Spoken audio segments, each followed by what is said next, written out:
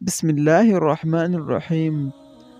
تاجدار نبوت ماہ رسالت کا فرمان ہے، اللہ پاک نے مجھے تمام جہان والوں کے لیے رحمت اور ہدایت بنا کر بھیجا ہے۔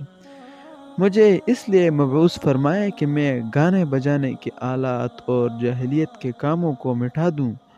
میرے پروردگار نے اپنی عزت کی قسم یاد کر کے فرمایا ہے، میرا جو بندہ شراب کا ایک گھونٹ بھی پیے گا، میں اس کی مثل جہنم کا کھولتا ہوا پانی پلاؤں گا، اور میرا جو بندہ میرے خوف سے شراب پینا چھوڑ دے گا، میں اسے جنت میں اچھے رفقا کے ساتھ پلاؤں گا۔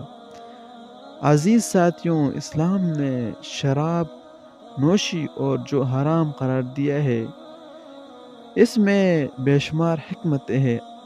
اب غیر مسلم بھی اس نقصانات کو تسلیم کرنے لگے ہیں۔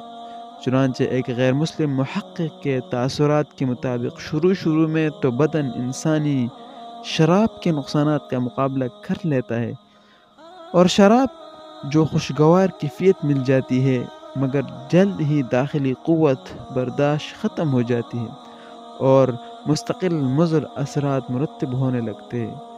شراب کا سب سے زیادہ اثر جگر پر ہوتا ہے اور وہ سکڑنے لگتا ہے، گردوں پر اضافی بوجھ پڑتا ہے جو بلاخر نڈال ہو کر انجام کار ناکارہ ہو جاتے ہیں۔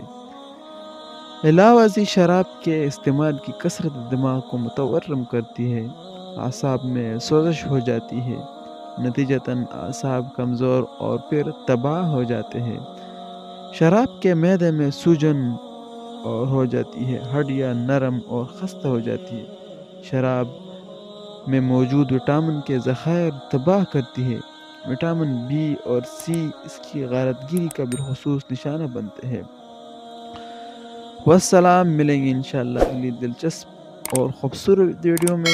لیکن اگر آپ نے اس چینل کو سبسکرائب نہیں کیا ہو تو آپ اس چینل کو ضرور سبسکرائب کیجیے تاکہ آنے والی ویڈیوز آپ کو بر وقت مل سکے۔ انشاءاللہ، خدا حافظ۔